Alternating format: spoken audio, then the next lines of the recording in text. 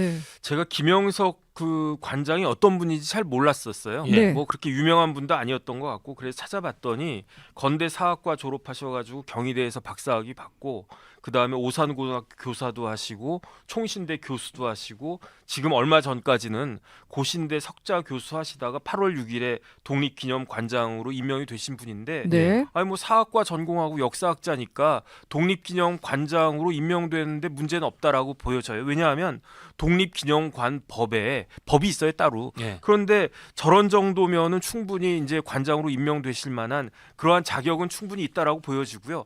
물론 여태까지 기존의 독립기념관장들이 다 독립 그 열사들 그 후예들이 많이 이렇게 관장이 되셨는데 100% 아닌 경우도 또 아닌 많았죠. 경우도 몇 분 계셨고요. 네. 그다음에 관장 법에 따르면은 독립기념관 관장 추천위원회가 그 복수로 추천한 사람 중에서 보훈부 장관이 제청하고 대통령이 임명하도록 되어 있거든요. 예. 절차나 그런 부분들에 있어서 전혀 문제가 없고 그렇다라고 하면 무슨 말씀하신 거나 글 쓴 거에 문제가 있는가? 여기에 대해서 광복 회장인 이종찬 회장이 뭐라고 이야기했느냐?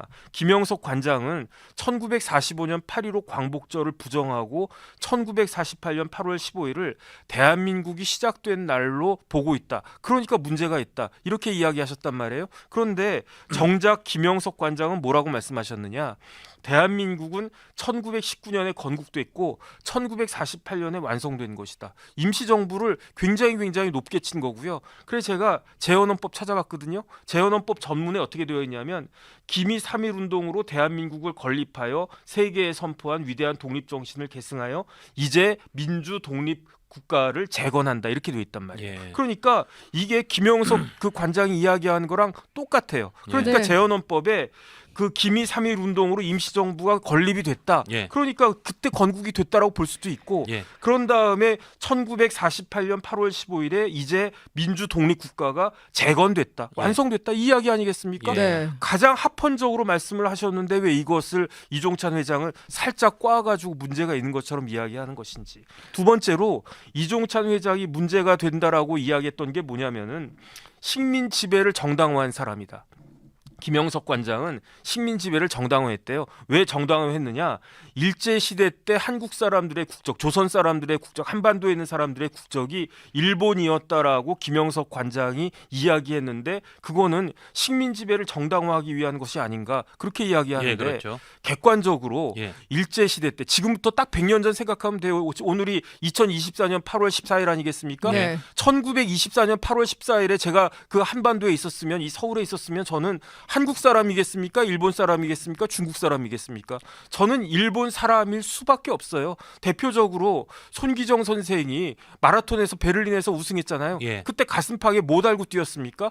뭐 태극기 달고 뛰었습니까? 일장기요. 일장기 달고 뛰었잖아요. 그러니까요. 예. 어느 그러니까 분이 그거 네. 지우려고 하다가 또 그 곤혹을 갖다가 예, 받고 예.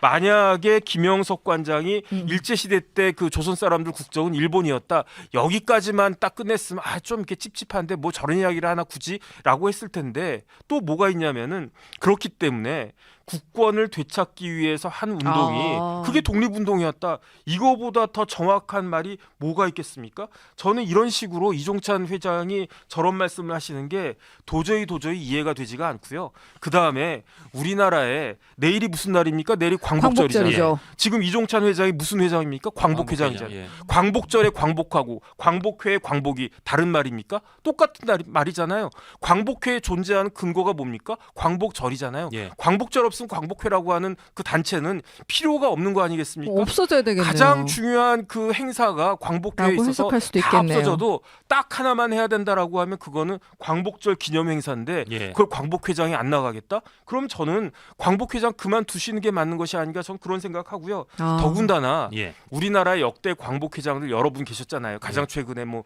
김원웅 같은 사람도 있었고 네. 논란의 인물이었죠. 그런데 이종찬 회장보다 더 무게가 있었던 사람이 있었습니까? 집안 혈통으로 보나 그 이종찬 회장의 정치적 무게로 여러 보나. 가지 그 예. 커리어로 보나 이종찬은요 이회영 선생의 손자예요. 직계 예. 손자예요. 예. 그러니까 혈통적으로도 아주 그냥 최고의 그 광복회장 아니겠습니까? 그걸 떠나가지고 이종찬 회장이 뭐 하셨던 했던 분입니까? 육사 16기 졸업해가지고 중앙정보부에서 뭐 했습니까? 총무국장 했어요. 예. 중앙정보부에서 뭐 했습니까? 기조실장 했어요. 민정당 창당 멤버였잖아요.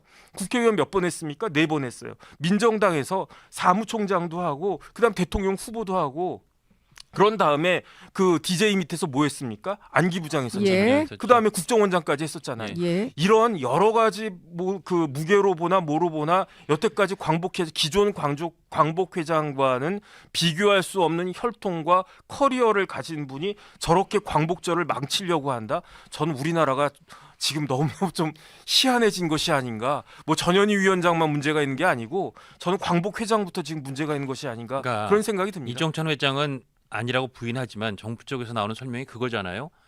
아까 얘기한 것처럼 본인이 미는 김구 선생의 후손 거기가 독립기념관장이 안 된 거에 대해서 굉장히 마음이 섭섭해서 그거에 대해 어떻게 보면 개인적인 그 뭐 서운함 이런 것들 때문에 이렇게 행동을 하고 있는 거다라는 게 정부 쪽의 설명인데 거기 조금 더 들어보면 이 양반이 20년 전에 그 김구 선생의 후손이 20년 전에 좀 불미스러운 일에 연루된 것도 감점 요인이었지만 면접에서도 그렇게 제대로 말을 못했대요. 네네. 독립기념관장으로서 어떻게 할 거냐 계획 이런 거에서도 아, 예. 면접 점수마저 좋지 않아서 도저히 그렇죠. 뽑힐 수가 없는 상황이었다고 하는데 네.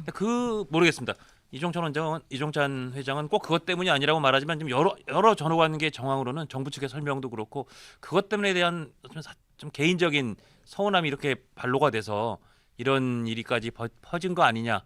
저도 거기에도 좀 진실에 일단은 있을 것 같아요.